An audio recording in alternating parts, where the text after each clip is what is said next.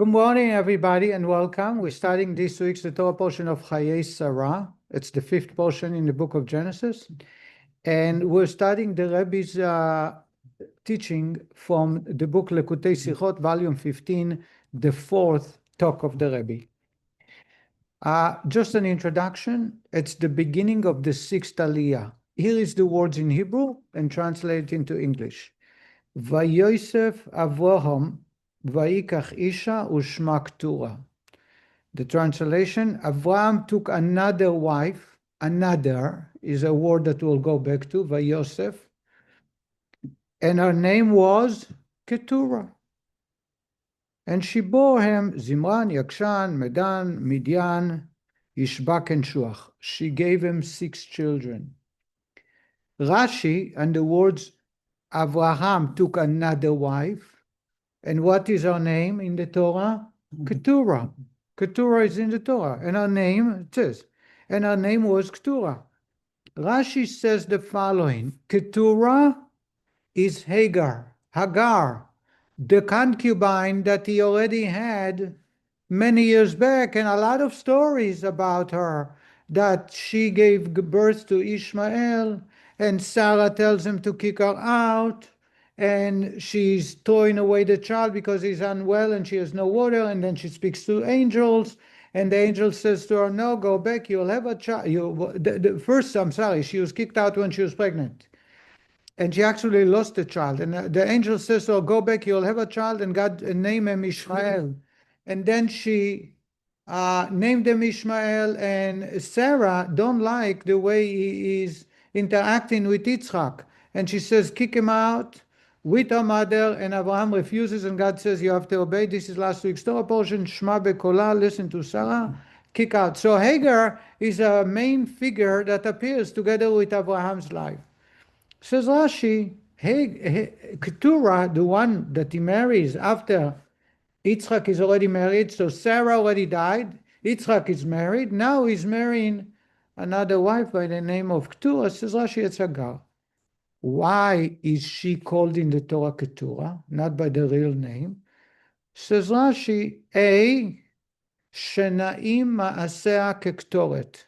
Her deeds are as beautiful and awesome like the Ktoret Samim, the spices that they would bring on the altar twice a day. That was a pleasing aroma to God and a pleasing aroma to the surrounding. It was a great fragrance that would give off a lot of good smell. They would put it in the holy temple or in the tabernacle. So how do you call those spices? Ketores. We say it in the morning prayer before Hodu, towards the end, Pitum Aktores, the preparation of the Ktoret. And therefore, says Rashi, she was named Keturah, from the root of the word Ktoret. She was very beautiful in her good deeds. And also, she tied her opening, and she did not have a relationship to any man between the time that he sent her away until Abraham married her. Okay? This is what Rashi says. Again, she's named Ktoret because Keturah means Ktoret, spicing, and Ktoret in Aramaic, Kitra is a nut, Kesher in Hebrew, Kitra in Aramaic. Keturah means she tied herself, her body, so that she would not allow anyone to cohabitate with her. That's what Rashi.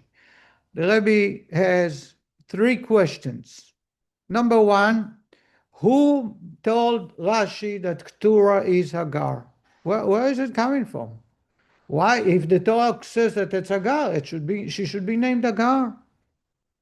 In addition, the Rebbe says Vayosef. Vayosef means he took another wife. Hagar was his wife. She was his concubine, but he had a relationship with her. Another means another person. And you tell me it's the same person. So that's the first question. Second question, Rashi does not explain Keturah as 2 interpretations, but makes them one. He says her name is Keturah because her deeds were very pleasing, and she never cohabitated with another man. Says the Rebbe, it says v'shelo, vav achibur. And when you put a vav, it adds. In other words, in addition, you continue on the same. Rashi does not say davar acher, another explanation. Well, says the Rebbe, where does Rashi take the idea that both explanations are one interpretation? You understand that, Ali? No. Rashi tells us why the Torah calls on a Keturah. So Rashi says, deeds were very pleasing. And she did not have relationship with another man. Shouldn't that be two separate interpretations? Because Keturah means Ktoret, and Keturah means Katir, meaning tied up. So it should be two separate interpretations. Rashi does not make it two, but makes it as one. You understand that? The third one, it's the obvious question, I'm surprised nobody, but all the commentators ask, how can Rashi say that it's Hagar? We learn that when Avraham kicked her away, it says, Vatelech Vateta Bemidbar Be'er Sheva, last week. It means, Rashi said, Shechazra legilulei Beit Avia. She turned back into the idol worship and misbehaving. She became a wayward person. I thought the commentary that she did Teshuva. Where does it say that? Coming back. All right, so that's a midrash, but Rashi tells you, and that's what Rashi said. Says the Rebbe, but the simple text, Rashi already told us before that she went away from all of what she learned in Abraham's house. And now you're telling me that her deeds was pleasing as Ktoret? It's a contradiction. You understand that, Harry? Okay. Here is the answer. Says the Rebbe, Rashi had a very simple general question that bothered him. How is it possible? We read that Avraham had influenced many people, thousands. V'et kol hanefesh asher, so all the human souls that they converted in Haran and they brought to the Holy Land. Abraham was an influencer. He influenced people to serve God, to abandon idols. How is it possible a person who is so effective to strangers and so ineffective to his own family? How is it possible that Hagar went back to do the same that she learned in her home in Pharaoh? She was an Egyptian. She came from the Pharaoh's palace. She was an idol worship. That's what Rashi told us, that she went back there, and the text is that she went back to worship idols. How is it possible a man that is so effective in all his surrounding, his own family, he has no say? And that's what bothered Rashi. Therefore, Rashi says when Abraham took Keturah, it must be Hagar. And Hagar did Teshuva, just like Harry just said. You know why I know Hagar did Teshuva? Because the Torah changed her name. What happened when someone does Teshuva? The first thing they do is they change their name. Harry, did you know that? Oh. Also, if someone's in death situations. If someone is in a very peril situation, they add a name to get more. Chai, all kinds of names. There is not necessarily Chaim. Chai, yeah. I'm named after someone who's named Shaul. He was a famous rabbi, Rosh Yeshiva in Israel. But in his later year, he wasn't well. And so they added Chaim. A lot of Chaim Tzvi, Chaim Meir.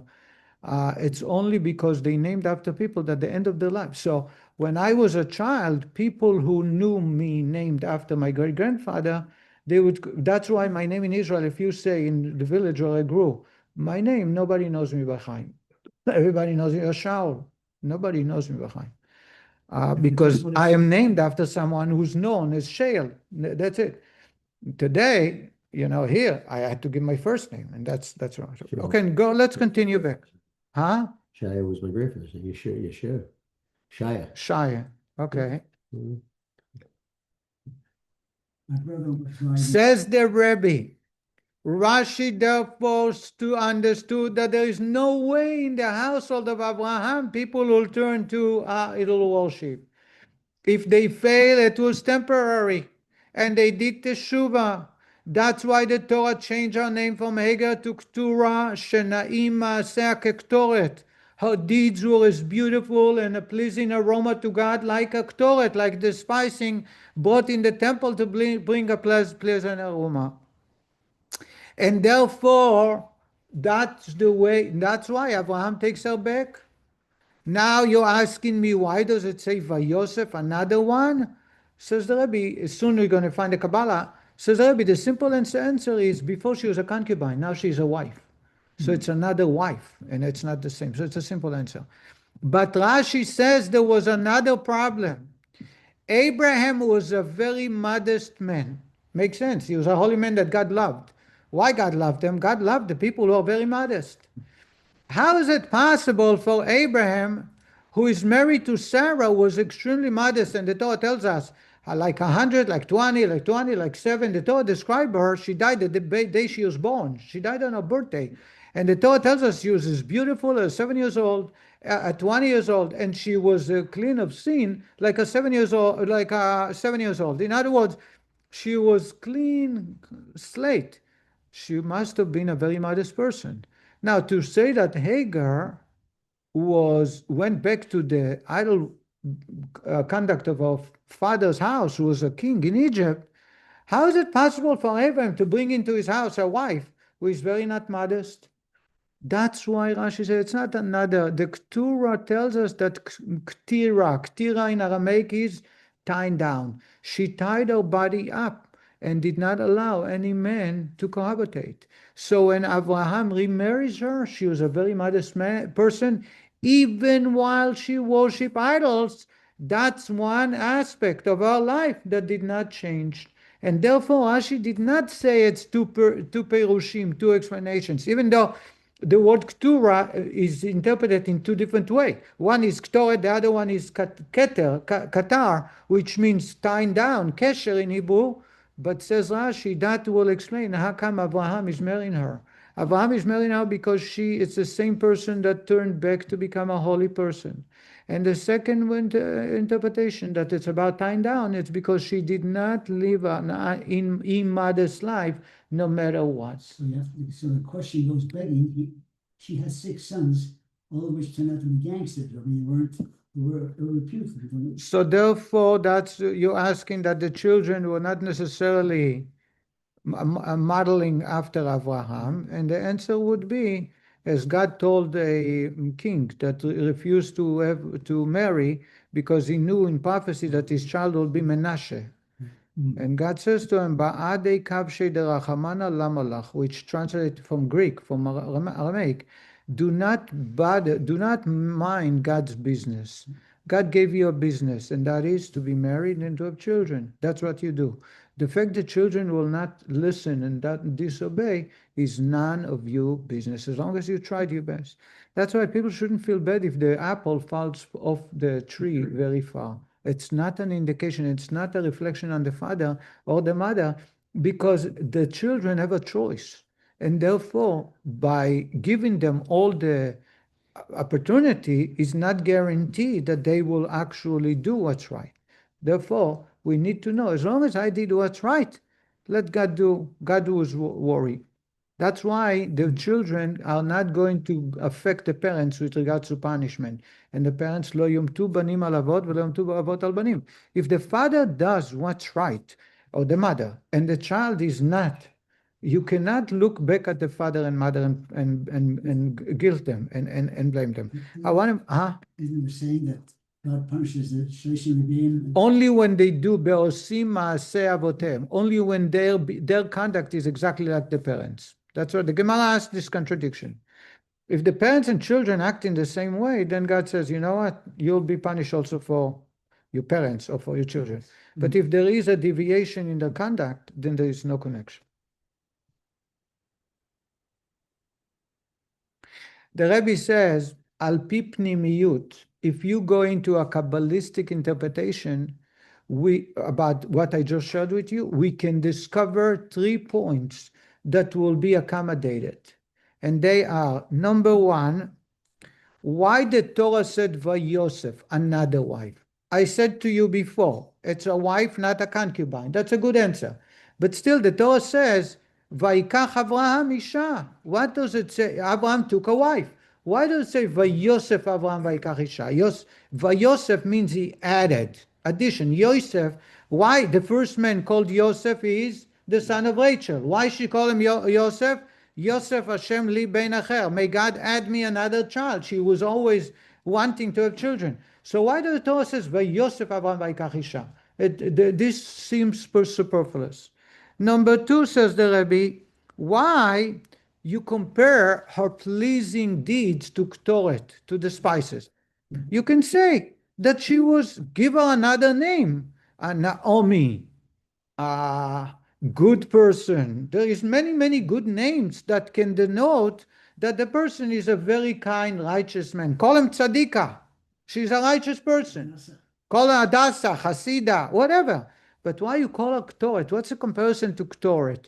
And the third one, the Rebbe is asking, why you learn about Hagar now when Abraham is marrying her?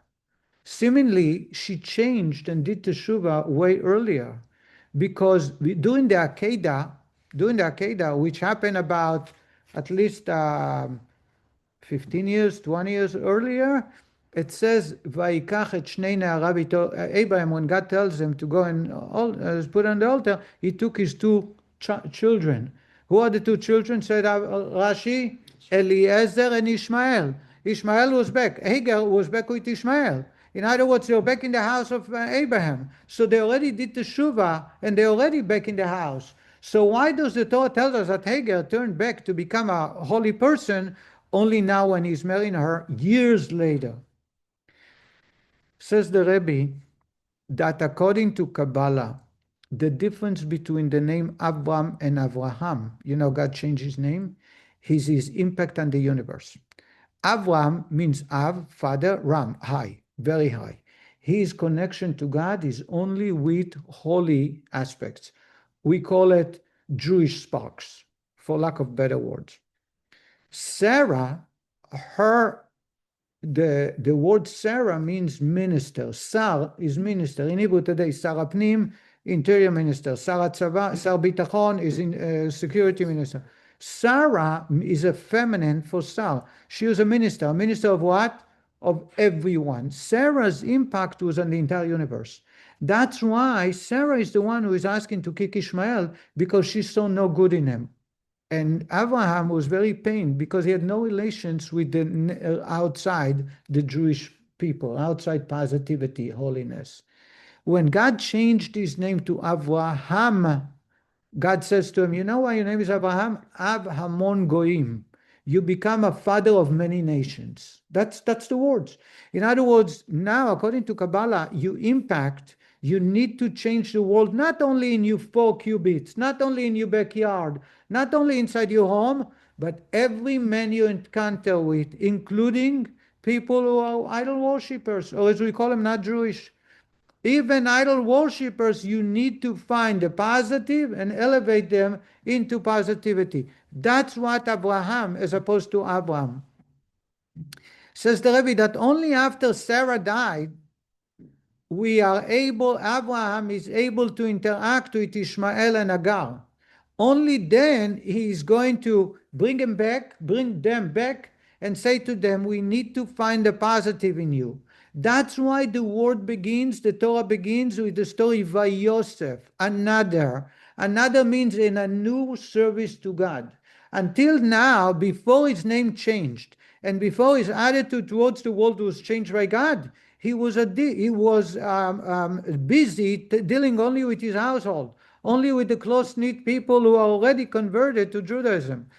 Vayosef Avraham, when his name changed and he learned from Sarah, after Sarah is not around, now we have to add another type of service to God. And that's where you find about Keturah, about Hagar, that he changed. Now we can understand why the Torah compares her pleasing deeds to Ketoret. Because if you look in Kabbalah, Zohar tells us that the Ketoret atones for 11 Kitrei de Mesavuso, crowns of the impurity, of defilement. In the impurity universe, in Kabbalah, there are 11 crowns, meaning 11 kingdoms. I don't know what they are, and we're not going to go into it. But the idea of 11 crowns of impurity exists. Avraham wants to show that he's interacting even with the opposite, even with nations that are completely defiled in idol worship. And therefore he compares Hagar to Keturah, because Keturah is, the purpose of Keturah has 11 spices. Why are there 11 spices? Why not 10? Why not 9? Says the Rebbe, because Keturah accommodates and cleans up and fights, so to say, and cancels out 11 crowns of impurity. And that's how was it expressed? By bringing Keturah, by bringing Hagar back and calling her Keturah from the word Keturah. And that's why this story that Hagar turned back to become holy is only told now. Remember the third question? It should have been told way earlier. Says Rabbi, what's the purpose of marriage?